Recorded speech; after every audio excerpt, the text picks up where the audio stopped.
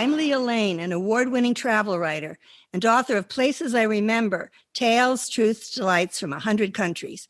On this podcast, we share conversations with travelers about fascinating destinations and memorable experiences around the world. Can you imagine climbing Mount Everest during an earthquake? Today's guest, geologist Jim Davidson, did just that. And 2 years later, he climbed Everest again to the summit.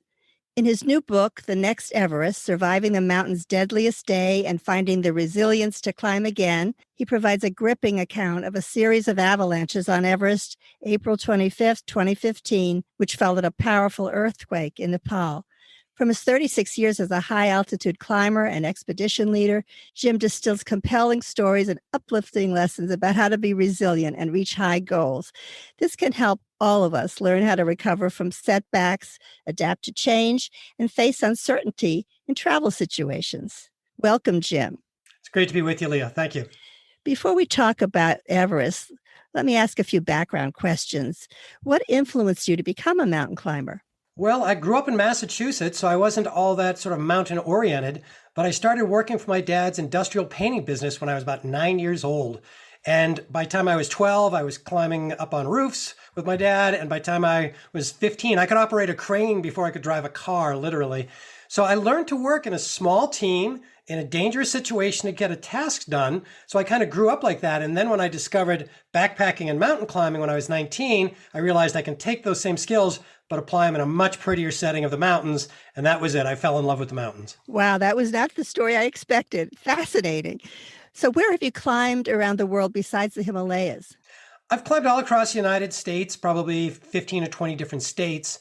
And as far as countries go, I've been down to Bolivia and Ecuador, climbing the volcanoes, Peru, Argentina, some great mountains in South America, a little bit of rock climbing in Australia, and then climbed both in Tibet and in Nepal in the Himalayas. Wow. Do you have any favorites among those? There's always like little magical moments. There was a beautiful one on an unknown peak called Cerro Zongo Histaña in Bolivia. And we climbed it because I'm a geologist by training, and we were going to a different mountain, and we walked by, and I realized this huge mountain on our left isn't on the map. And I checked several other maps, and one of the maps had it 10 miles in the wrong location. And I realized that like nobody had climbed it. So it was a small peak. I believe it was about 18,000 feet. Not A little one, the big yeah. ones nearby. But it was just an unknown thing. We just decided to just totally change our plans and climb it. And it was just a marvelous day high in the Andes. Wow. And so now it's on the map. I put a little submittal in to kind of correct where it is on the wrong map. Wow. So, yeah. Well, what skills do you need? What would you say you really need to climb the highest mountains on Earth? Well, first of all, as you know, you have to be a good traveler because you're going to have to do a lot of airports and trucks and llamas and donkeys and everything else. So being a wise and patient traveler is a great foundation. Then you start adding on the other skills, being a good rock climber, being a good camper. And there's a dozen different skills, avalanches and things like that. You have to be able to understand all these because you're going to encounter them. And some people will jump into climbing and try and get to Mount Everest very quickly. I think it's much wiser to spend years, even decades, acquiring all those skills. So when you're in a remote country with a lot of factors working against you, you can still take care of yourself and your teammates and function well. I heard about a crevasse that you were in. Could you tell us a little about that? Yeah. I've been a climber now for almost 39 years. And back in 1992, I'd been climbing about 10 years. And my regular partner and I, my friend Mike Price, we went up and climbed on Mount Rainier up in the state of Washington in the Pacific Northwest. And the climb went well. It was a difficult climb, but on the way down, things went very awry. We were descending a glacier, and there's so much snow piles up, it makes temporary bridges called a snow bridge. And one of those snow bridges collapsed and dropped me and Mike into a hidden crevasse, and we fell 80 feet inside the glacier. And it was a tragic situation. I barely survived, and sadly, my partner Mike did not survive, and I was trapped down inside that crevasse. And you kept going after that as far as mountain climbing? Did it put you back a little? I throttled back. It gave me pause. I lost my good friend. I barely survived the crevasse fall. So I took some time off and actually traveled with my wife and did that was my first trip to the Himalayas. We went there to sort of honor my friend's passing and have a little ceremony for him at the base of Mount Everest, because Mike and I talked about going to Everest together. So that's what got me to travel to Asia for the first time. And eventually I decided to go back to climbing, but of course, a little bit wiser, a little bit more careful, a little bit older as I went. Right. What do you think about the bucket list mountain climbers that are coming on crowding the mountains right now?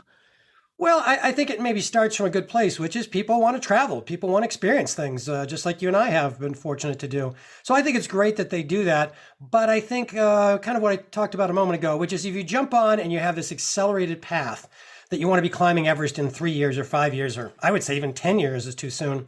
I would liken it to this. When you were 16 and a half, you probably got your driver's license and you thought you were a good driver, but that didn't qualify you to compete in the Indy 500. You would be a danger to yourself and everybody else. So instead, it's a lot smarter to collect that 1 decade, or in my case, 3 decades of experience before going to Everest. Be patient, put yourself in some tough situations, work your way out of them, and you'll take that knowledge of the mountains and yourself onto the bigger peaks later. Wise. Now, Mount Everest is in Nepal. Before we get to your amazing story about Mount Everest, can you share just a little bit about Nepal and about the capital of Kathmandu? It's a beautiful country. It's kind of sandwiched between India to the south and Tibet Autonomous Region of China to the north. So it's a tiny little country, and they have the biggest mountains in the world in the Himalayas. And they also have these long, low, flat plains called the Terai Plains that are very lush. And they have tigers and they have elephants down there and rhinos. So it's a very diverse country. Sadly, it's a country without a lot of resources, as far as trees and oil and gold. So they are a very economically strapped country. So what they do is smart. Their big business is tourism, to try and get all those tourists to come in and see this beautiful place. And it worked for me because it's my favorite country and I've been back there 5 times now. Wow. The people are, I'm sure, are very lovely in terms of what I've seen and read. Yeah, they are. Their spirituality is very key to them. A lot of Hindu people down low and a lot of Buddhist people up high, among other religions. By our standards, they don't have much physical goods, but they're very, very generous. They're always offering you a cup of tea if you stop in. when you're having a drink, especially if it has alcohol in it, if your cup falls a quarter inch below full mark, someone will race over and fill up your cup again. Like the rest of the rest of the cup is not enough for you. So yes, they're very generous people, and they really do get a spot in my heart and in the hearts of everybody else I know that have been over to Nepal. Are many of the younger people Sherpas? Do they want to do that because that's what their living would be? Well, they do it. I mean, when they're working in the tourism industry, of course, that's part of their job is to welcome a traveling guest like myself. But they also just the people you meet who are not in the tourism industry. You might wander through their yard or wave to their kids, and they'll be offering you a cup of tea. So they probably put an extra polish on it if they're in the tourism field. But it comes innately from their heart because they're very giving people. That's lovely to hear that. Okay, so tell us about your first climb on Everest in 2015 and the incredible thing that happened while you were climbing. Yeah, thanks. I went in 2015. I've been dreaming of climbing Mount Everest for almost 4 decades by then, since I first started reading Everest books back in the 1970s. Been a climber for 33 years. And it takes a long time to climb Everest. So it's a 2-month expedition.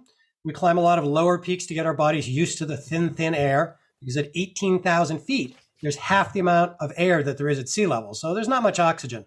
But finally, our time came after many weeks.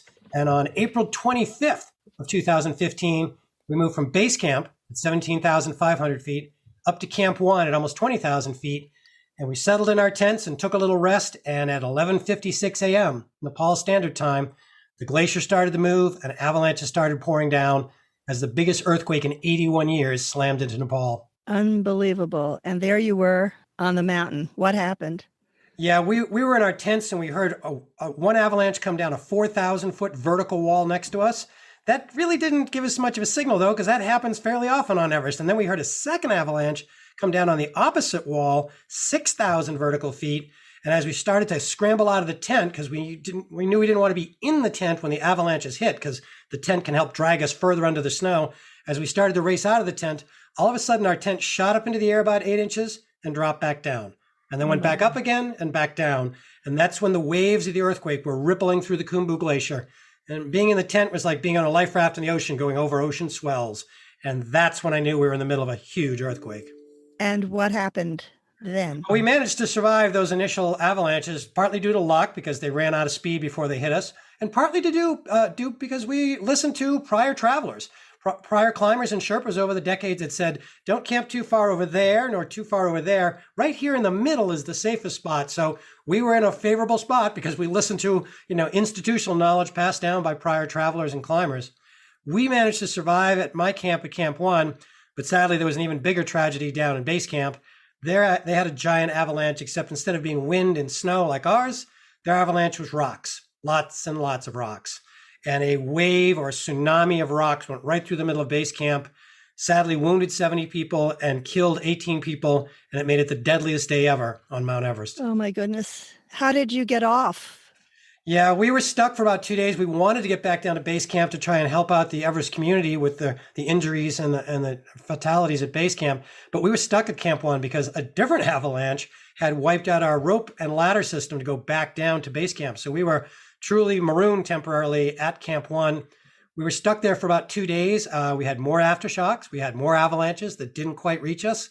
And after those 2 days of waiting, we flew down in helicopters and we stepped into base camp. We were so glad to be off the glacier, but immediately we were thrust into still the recovery from the fatalities the day before. So my teammates and I got involved in digging through rock at the one and only field hospital to try and recover medical equipment that had been overrun by rock and dirt, and then trying to help recover some of the bodies and fly them home to their families. So it was a very tragic situation on Everest, and an even more tragic situation for Nepal, where across the country, almost 8,900 people lost their lives. Oh my goodness. Yeah.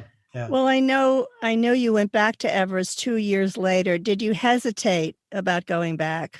I hesitated a great deal about going back because it was a tragic circumstance for everyone. I was fortunate enough to be able to come home and be in a safe spot. But I still wanted to help Nepal. And so what I did for a couple of months was I did a lot of public presentations and auctions, and we raised money for Nepal's recovery. And people would attend and bid on the items. We raised a lot of money. But people would say, what else can I do to support Nepal? And I said, well, they're a great country, really rely upon their tourism. Once they recover and they get back on their feet, we need to let them know they haven't been forgotten. So we should go back there as tourists and trekkers and climbers, spend our dollars and our euros and support them and put them back to work. And after I said that many times, I thought, maybe I should be walking my talk and go back too. But as a geologist, I looked at the situation to see if there were going to be more earthquakes. And in fact, the way the plates tore means there will be more earthquakes, and they will be bigger than the one that I managed to get through. So that gave me some hesitancy, but I watched carefully. And in 2016, they had a good season. They did open up Nepal and the mountain, and the climbers were safe and successful. So after all that, I trained all over again and went back in 2017. And tell us what happened then. Well, it was, a little scary going back. It was good to see that Kathmandu had mostly rebuilt. They're still struggling now, even, 6 years after the quake. They're still doing some repairs, but they're mostly back on their feet. And same thing in the Khumbu Valley below Mount Everest. They've done a lot of rebuilding, and the tourism industry is mostly open, putting COVID aside, unfortunately, for this past year. But we did all the training climbs again, climbing 18,000 footers and 20,000 footers. And we went up and down the mountain for a total of about 55 days. And you have to do that to get your body used to the thin air. And finally, after 55 days, we were about ready to climb the mountain, but a storm came in and pinned us in our base camp. And we were waiting for really good weather because we're going up above 26,000 feet, which is called the death zone. And it's called the death zone not because somebody might die, but because everybody will die if we spend more than 2 or 3 or 4 days there. So we were waiting for perfect weather so we could climb fast. And we had to sit out this storm, and it really tried my patience. It took all the patience I could muster to sit in that tent for 11 days, camped on the ice, waiting for the weather to clear. Unbelievable. And then?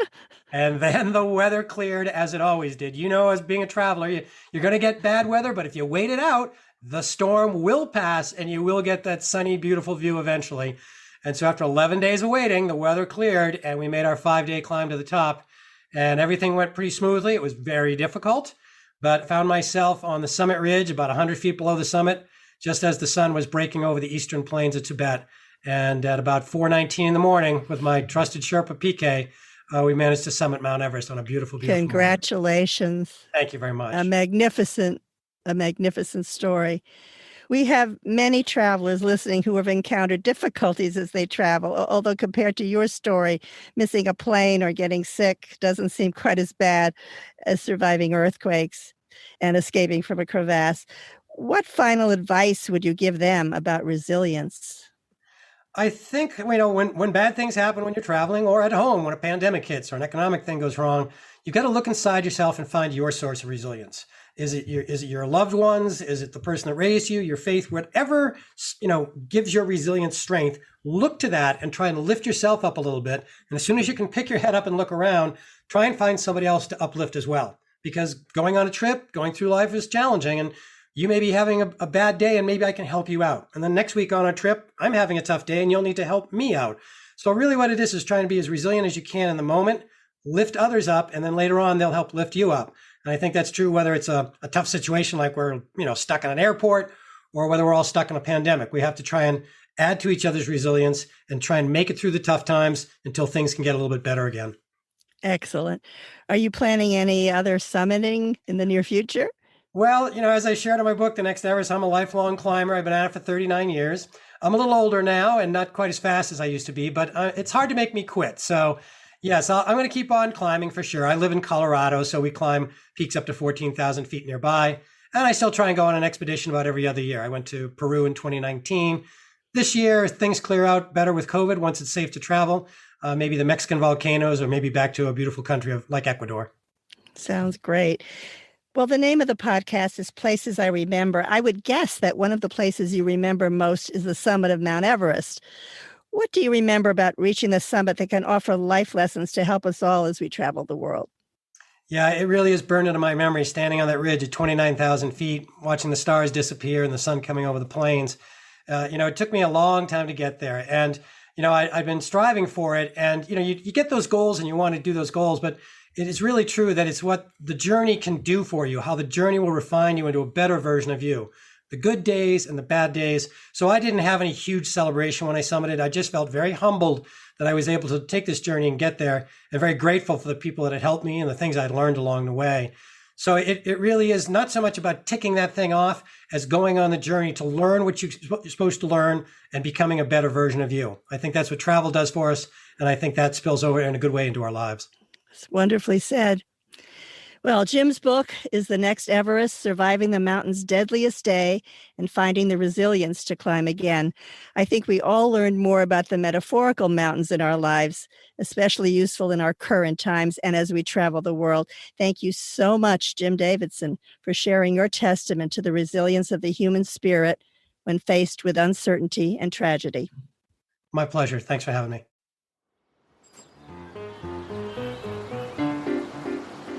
Thanks for listening to our award-winning podcast. We've recorded over 100 episodes of Places I Remember, so follow us on any podcast app. And new monthly episodes are also on YouTube with gorgeous video. My book, Places I Remember, is available in print and Kindle, and I read the audio version. Follow my travel writing at Forbes.com. Contact me at the links in the show notes or on my website, placesirememberlealane.com, and keep making your own travel memories.